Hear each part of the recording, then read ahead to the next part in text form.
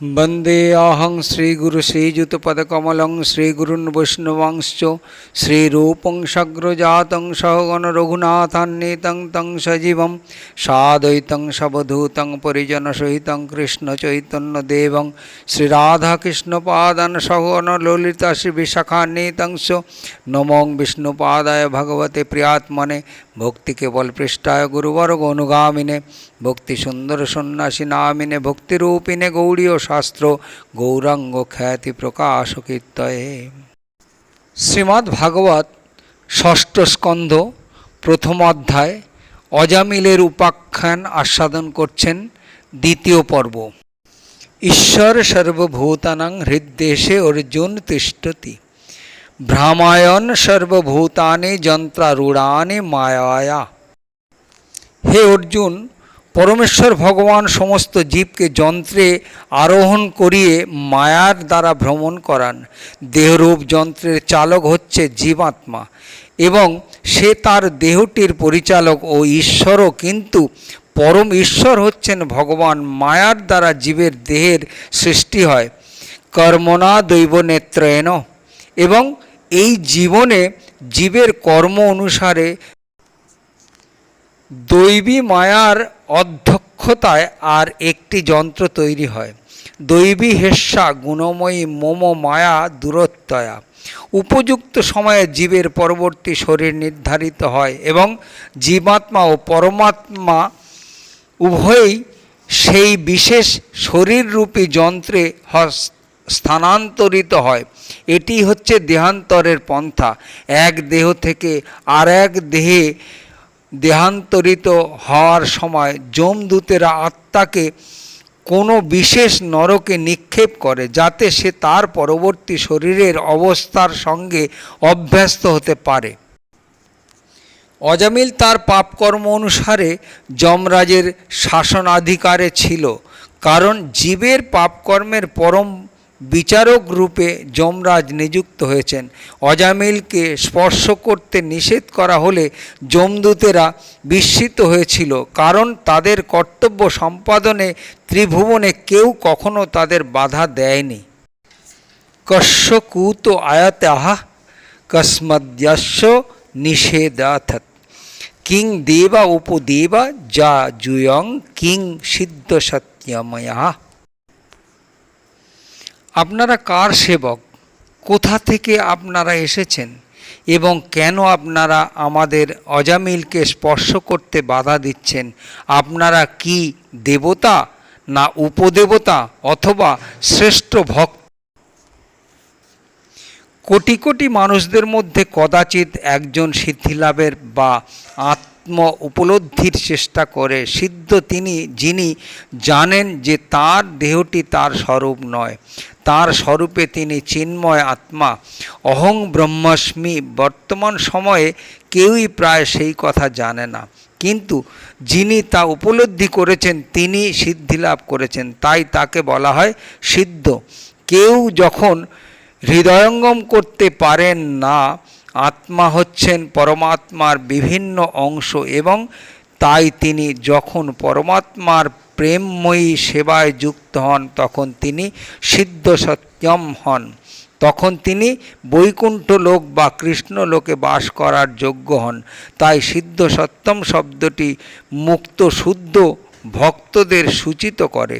যেহেতু যমদূতেরা যমরাজের সেবক এবং যমরাজ হচ্ছেন একজন সিদ্ধ সত্যম, তাই তারা জানে যে সিদ্ধ সত্যম সমস্ত উপদেবতা দেবতা এবং এমনকি এই জড় জগতের সমস্ত জীবদের ঊর্ধ্বে। যমদূতেরা বিষ্ণুদূতদের প্রশ্ন করেছিলেন, যেখানে একজন পাপীর মৃত্যু হচ্ছে সেখানে কেন তারা উপস্থিত হয়েছেন?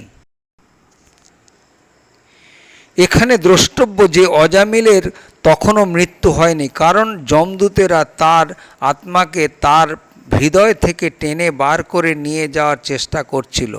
তারা তার আত্মাকে নিয়ে যেতে পারেনি এবং তাই অজামিলেরও তখনও মৃত্যু হয়নি। সেই কথা পরবর্তী শ্লোকে প্রকাশিত হবে, যখন যমদূতদের সঙ্গে বিষ্ণুদূতদের তর্ক বিতর্ক হচ্ছিল তখন অজামিল অচেতন অবস্থায় ছিল। অজামিলের আত্মার উপরে কার অধিকার রয়েছে তা নিয়ে তাদের মধ্যে সেই তর্ক বিতর্ক হচ্ছিল। যমদূতেরা বলল, আপনাদের নয়ন পদ্ম ফুলের পাপড়ির মতো বিস্ফারিত, আপনারা পীত কৌশেয় বসনধারী, আপনাদের সকলের মাথাতেই কিরীট, কর্ণে কুণ্ডল, গলদেশে পদ্ম ফুলের মালা শোভা পাচ্ছে এবং আপনারা সকলেই নবযৌবন সম্পন্ন। আপনাদের দীর্ঘ চতুর্ভুজ ধনুক, তুন, অসি, গদা, শঙ্খ, চক্র ও পদ্মের দ্বারা অলঙ্কৃত। আপনাদের দেহ নির্গত রশ্মির ছটা এক অপূর্ব জ্যোতির দ্বারা এই স্থানে অন্ধকার দূর করছে। আপনারা কেন আমাদের বাধা দিচ্ছেন? যমদূতেরা যখন বিষ্ণুদূতদের প্রথম দেখেছিল তখন তারা বিস্মিত হয়েছিল। তারা বলেছিল, আপনাদের দেখে আমরা বুঝতে পারছি যে আপনারা অত্যন্ত উচ্চ স্তরের ব্যক্তি এবং আপনাদের এমনই দিব্য শক্তি রয়েছে যে আপনাদের দেহের জ্যোতির দ্বারা আপনারা এই জড় জগতের অন্ধকার দূর করেছেন। তাহলে কেন আপনারা আমাদের কর্তব্য সম্পাদনে বাধা দিচ্ছেন? পরে যমদূতেরা ভুল করে অজামিলকে পাপী বলে মনে করেছিল। তারা জানতো না যে সারা জীবন পাপকর্ম করলেও নারায়ণের নাম উচ্চারণ করার ফলে সে পবিত্র হয়ে গেছে। পক্ষান্তরে বলা যায় যে বৈষ্ণব না হলে বৈষ্ণবের কার্যকলাপ বোঝা যায় না। বৈকুণ্ঠবাসীদের বেশভূষা এবং দৈহিক গঠনের যথাযথ বর্ণনা করা হয়েছে। বৈকুণ্ঠবাসীদের পরনে থাকে পীত রেশমের বসন, গলায় ফুলমালা এবং তাদের চার হাতে চারটি অস্ত্র ধারণ করেন। এইভাবে তাদের রূপ ভগবান বিষ্ণুরই মতো, তাদের রূপ নারায়ণের মতো, কারণ তারা সারূপ্য মুক্তি লাভ করেছেন, কিন্তু তা সত্ত্বেও তারা নারায়ণের সেবক রূপেই আচরণ করেন। সমস্ত বৈকুণ্ঠবাসীরা পূর্ণরূপে অবগত যে নারায়ণ বা কৃষ্ণ হচ্ছেন তাদের প্রভু এবং তারা সকলেই তার ভৃত্য। তারা সকলেই স্বরূপ সিদ্ধ নিত্য মুক্ত জীব। যদিও তারা নিজেদের নারায়ণ বা বিষ্ণু বলে ঘোষণা করতে পারেন, তবুও তারা কখনো তা করেন না। তারা সর্বদাই কৃষ্ণ ভক্তি পরায়ণ হয়ে ভগবানের সেবা করেন। বৈকুণ্ঠের পরিবেশ এমনই তেমনই যারা কৃষ্ণ ভাবনামৃত আন্দোলনের মাধ্যমে শ্রদ্ধা সহকারে ভগবান শ্রীকৃষ্ণের সেবা করার শিক্ষা লাভ করেন, তারা সর্বদাই বৈকুণ্ঠ লোকে বিরাজ করেন এবং এই জড় জগতে তাদের করণীয় কিছু থাকে না। শ্রী সুখদেব গোস্বামী বললেন, যমদূতেরা এইভাবে বললে বাসুদেবের সেবকেরা হেসে জলদ গম্ভীর স্বরে কথাগুলি বললেন। বিষ্ণুদূতেরা অত্যন্ত বিনম্র হওয়া সত্ত্বেও যমরাজের শাসনে বাধা দিচ্ছে দেখে যমদূতেরা অত্যন্ত আশ্চর্য হয়েছিল। তেমনি যমদূতেরা সমস্ত ধর্মনীতির প্রধান বিচারক যমরাজের সেবক হওয়ার দাবি করা সত্ত্বেও যে তারা ধর্মতত্ত্ব সম্বন্ধে অবগত নয় তা দেখে বিষ্ণুদূতেরা অত্যন্ত আশ্চর্য হয়েছিলেন। তাই বিষ্ণুদূতেরা এই কথা ভেবে হেসেছিলেন। এরা অর্থহীন কি সমস্ত কথা বলছে? এরা যদি সত্যি সত্যি যমরাজের সেবক হয় তাহলে তাদের জানা উচিত যে অজামিলকে নিয়ে যাওয়ার অধিকার তাদের নেই। তাই বিষ্ণুদূতেরা বললেন, তোমরা যদি সত্যিই যমরাজের সেবক হও তাহলে আমাদের কাছে ধর্মের স্বরূপ এবং অধর্মের লক্ষণ বলো। যমদূতদের কাছে বিষ্ণুদূতের এই প্রশ্নটি অত্যন্ত গুরুত্বপূর্ণ। ভৃত্যের অবশ্য কর্তব্য হচ্ছে প্রভুর নির্দেশ জানা। যমদূতেরা নিজেদের যমরাজের আজ্ঞাবাহক বলে দাবি করেছিলেন এবং তাই বিষ্ণুদূতেরা অত্যন্ত বুদ্ধিমত্তা সহকারে তাদের জিজ্ঞাসা করেছিলেন ধর্মের স্বরূপ অধর্মের লক্ষণ বিশ্লেষণ করতে। বৈষ্ণব এই তত্ত্ব খুব ভালোভাবে জানেন, কারণ তিনি ভগবানের নির্দেশ ভালোভাবে অবগত। ভগবান বলেছেন, সর্বধর্মান পরিত্যাজ্য মামেকং শরণং ব্রজ। সমস্ত ধর্ম পরিত্যাগ করে কেবল আমার শরণাগত হও। তাই ভগবানের শরণাগত হওয়াই হচ্ছে ধর্মের প্রকৃত তত্ত্ব। যারা শ্রীকৃষ্ণের পরিবর্তে জড়া প্রকৃতির শরণাগত হয়েছে, তাদের জড় জাগতিক স্থিতি যাই হোক না কেন, তারা সকলেই পাপী। ধর্মতত্ত্ব সম্বন্ধে অজ্ঞ হওয়ার ফলে তারা শ্রীকৃষ্ণের শরণাগত হয় না এবং তাই তাদের দুষ্কৃতকারী, পাপী, নরাধম এবং জ্ঞানহীন মূর্খ বলে বিবেচনা করা হয়। সেই সম্বন্ধে ভগবদ্গীতায় শ্রীকৃষ্ণ বলেছেন, ন মাং দুষ্কৃতি নো মূঢ়া প্রপদ্যন্তে নরাধাম্যা মায়াপহৃত জ্ঞানা আসুরং ভাবমাশ্রিত্যা। মূঢ়, নরাধম, মায়ার দ্বারা যাদের জ্ঞান অপহৃত হয়েছে এবং যারা আসরিক ভাবাপন্ন, সেই সমস্ত দুষ্কৃতকারীরা আমার শরণাগত হয় না। যারা শ্রীকৃষ্ণের শরণাগত হয়নি তারা প্রকৃত ধর্মতত্ত্ব জানে না।